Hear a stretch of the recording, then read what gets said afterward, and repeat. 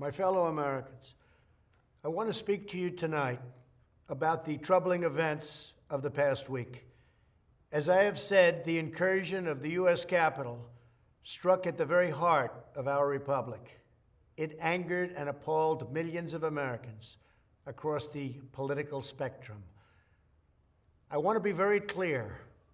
I unequivocally condemn the violence that we saw last week.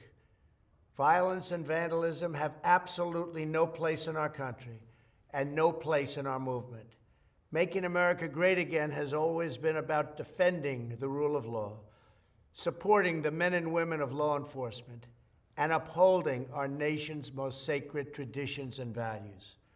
Mob violence goes against everything I believe in and everything our movement stands for.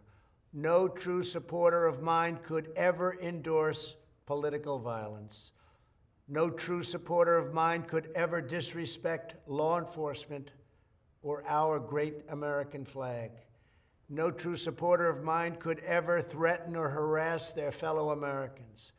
If you do any of these things, you are not supporting our movement, you are attacking it, and you are attacking our country. We cannot tolerate it.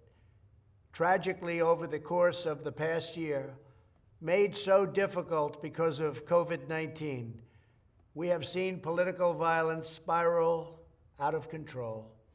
We have seen too many riots, too many mobs, too many acts of intimidation and destruction. It must stop. Whether you are on the right or on the left, a Democrat or a Republican, there is never a justification for violence. No excuses, no exceptions. America is a nation of laws. Those who engaged in the attacks last week will be brought to justice. Now I am asking everyone who has ever believed in our agenda to be thinking of ways to ease tensions, calm tempers, and help to promote peace in our country. There has been reporting that additional demonstrations are being planned in the coming days, both here in Washington and across the country. I have been briefed by the U.S. Secret Service on the potential threats. Every American deserves to have their voice heard in a respectful and peaceful way. That is your First Amendment right. But I cannot emphasize that there must be no violence, no law-breaking, and no vandalism of any kind. Everyone must follow our laws and obey the instructions of law enforcement. I have directed federal agencies to use all necessary resources to maintain order. In Washington, D.C., we are bringing in thousands of National Guard members to secure the city and ensure that a transition can occur safely and without incident. Like all of you, I was shocked and deeply saddened by the calamity at the Capitol last week. I want to thank the hundreds of millions of incredible American citizens who have responded to this moment with calm, moderation, and grace. We will get through this challenge just like we always do.